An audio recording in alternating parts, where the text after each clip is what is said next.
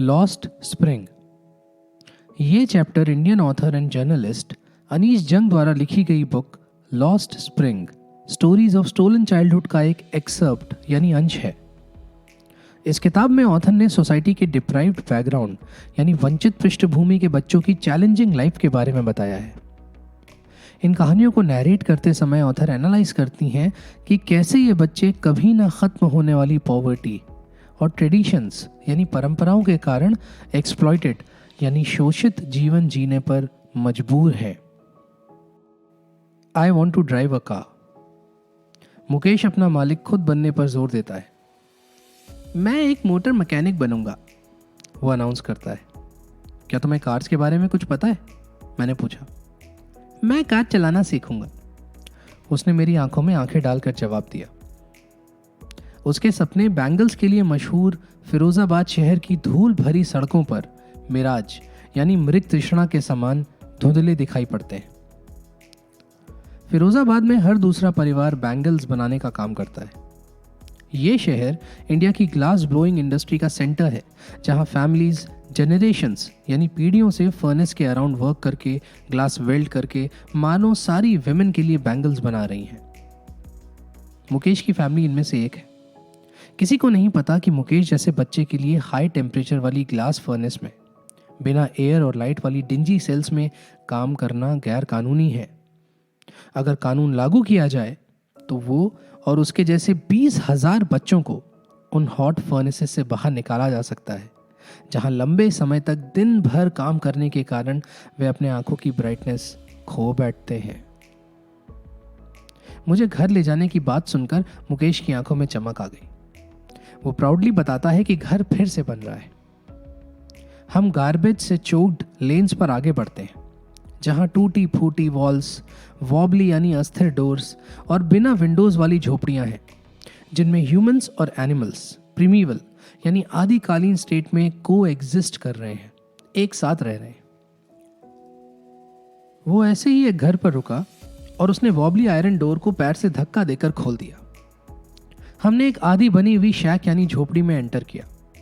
उसके एक हिस्से में, जो डेड ग्रास के छप्पर से ढका हुआ है, फायरवुड स्टोव पर रखे हुए एक बड़े से वेसल से स्पिनच यानी पालक की पत्तियों के कड़कड़ाने की आवाज आ रही है। जमीन पर एक बड़ी एल्यूमिनियम प्लेटर यानी परात में कुछ और कटी हुई सब्जियां रखी हैं। एक फ्रेल यानी कमजोर लड़की पूरी फैमिली के लिए इवनिंग मील पका रही है। स्मोक से भरी हुई आइस के साथ वो स्माइल करती है। वो मुकेश के एल्डर ब्रदर की वाइफ है। उम्र में ज्यादा बड़े ना होने के बाद भी उसे घर की बहू होने का सम्मान मिला है, जिस पर 3 मेन अपने हस्बैंड, मुकेश और उनके फादर की जिम्मेदारी है। किसी बड़े आदमी के आने पर वह पल्लू से मुंह ढककर टूटी दीवार के पीछे खड़ी हो जाती है। रिवाज के अनुसार बहुओं को मेल एल्डर्स के सामने पल्लू से मुंह ढकना जरूरी है। इस केस में एल्डर मैन एक दरिद्र बैंगल मेकर है। बरसों की मेहनत, पहले टेलर की तरह फिर बैंगल मेकर की तरह के बाद भी वो ना ही अपने घर को रेनोवेट करा पाया और ना ही अपने बेटों को स्कूल भेज पाया। वो उन्हें बस वही सिखा पाया जो वो खुद जानता है, बैंगल बनाने की कला। मुकेश की ग्रैंड मदर, जिन्होंने अपने हस्बैंड को ग्लास बैंगल्स के पॉलिश की डस्ट से अंधा होते हुए देखा, कहती हैं, ये इसका कर्म है, डेस्टिनी है। वो कहना चाहती हैं कि क्या भगवान की दी हुई लीनियज यानी वंशक्रम को तोड़ा जा सकता है? बैंगल मेकर्स की कास्ट में पैदा होने के कारण उन्होंने घर में, आंगन में, दूसरों के घर में बैंगल्स के अलावा कुछ नहीं देखा। Sunny gold, paddy green, royal blue, purple, pink, rainbow के 7 रंगों से निकलने वाले हर रंग के बैंगल्स आंगनों में भारी मात्रा में अस्त व्यस्त पड़े रहते हैं। 4 पहियों वाली गाड़ियों पर जमा रहते हैं, जिन्हें यंग मैन शैंटी टाउन यानी गरीबों की बस्ती की नैरो लेन्स में धक्का देकर चलाते हैं। और अंधेरी झोपड़ियों में लड़के लड़कियां अपने माता पिता के साथ टिमटिमाते हुए ऑयल लैंप्स के बगल में बैठ के बैंगल्स की गोलाइयों पर कलर्ड ग्लासेस के पीसेस वेल्ड करते हैं। उनकी आंखें बाहर की लाइट से ज्यादा भीतर की डार्कनेस के साथ एडजस्टेड हैं। इसीलिए अक्सर वो अडल्ट होने से पहले ही अपनी आईसाइट खो बैठते हैं। एक यंग गर्ल सविता, जिसने फीकी पड़ चुकी पिंक ड्रेस पहनी है, बूढ़ी औरत के बगल में बैठकर ग्लासेस के पीसेस सोल्डर कर रही है। उसके मैकेनिकली यानी यंत्रवत ढंग से मशीन के टोंग्स यानी चिमटों की तरह चलते हाथों को देखकर मैं सोचती हूँ कि क्या उसे इन बैंगल्स की सैंक्टिटी यानी पवित्रता का अंदाजा भी है। ये एक इंडियन वुमन के सुहाग, शादी की ऑस्पिशियसनेस यानी शुभता को सिंपलाइज करता है। ये उसे एक दिन सडनली समझ आएगा जब उसके सर पर रेड वेल लपेटा जाएगा, हाथों में लाल मेहंदी लगेगी और रिस्ट्स में लाल बैंगल्स पहना दिए जाएंगे। तब वो एक ब्राइड बन जाएगी, अपने बगल में बैठी बूढ़ी औरत की तरह जो कई सालों पहले ब्राइड बनी थी। उस औरत के हाथों में अभी भी बैंगल्स हैं, पर आंखों में कोई चमक नहीं है। अपनी फीकी पड़ चुकी आवाज में उसने कहा, एक वक्त शेर भर खाना भी नहीं खाया। उसने अपनी पूरी लाइफ में भरपेट भोजन भी नहीं एंजॉय किया है। उसने ये फल भोगा है।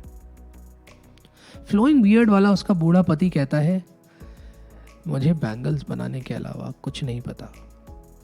मैंने फैमिली के रहने के लिए घर बनाया है। उसे सुनकर कोई सोचेगा कि घर बनाकर उसने वो अचीव कर लिया है जो कई लोग पूरे जीवन भर नहीं कर पाते। उसके सर पर एक छत है। पैसे की कमी की वजह से बैंगल्स बनाने के अलावा कुछ ना कर पाने का, भरपेट भोजन ना कर पाने का दर्द हर घर में सुनाई देता है। यंग मैन अपने एल्डर्स का शोक इको करते। ऐसा लगता है कि समय के साथ फिरोजाबाद में कुछ नहीं बदला। वर्षों के माइंड नंबिंग टॉयल यानी दिमाग को सुन्न कर देने वाली मेहनत ने आत्मबल और ड्रीम्स देखने की एबिलिटी को मार दिया है। तुम लोग आपस में व्यवस्थित यानी ऑर्गेनाइज्ड होकर एक कोऑपरेटिव यानी सहकारी संस्था क्यों नहीं बना लेते?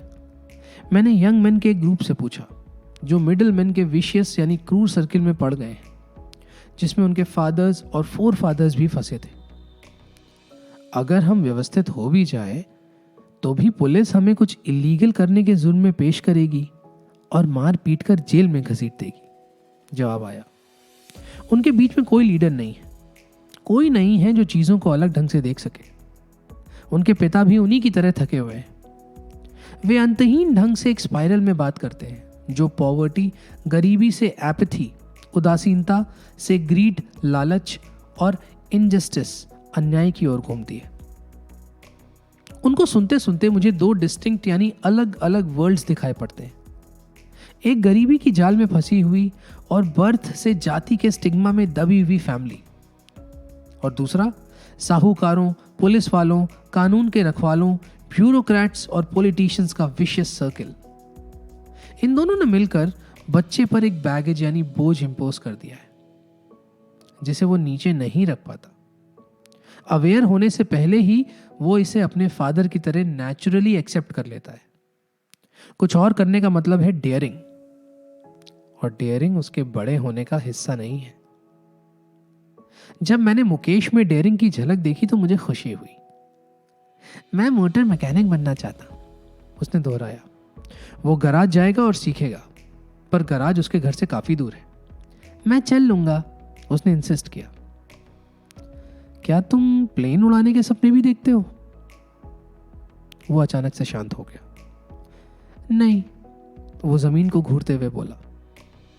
उसकी बुदबुदाहट में एक एम्बैरेसमेंट, शर्मिंदगी है जो अभी तक रिग्रेट यानी पछतावे में नहीं बदली।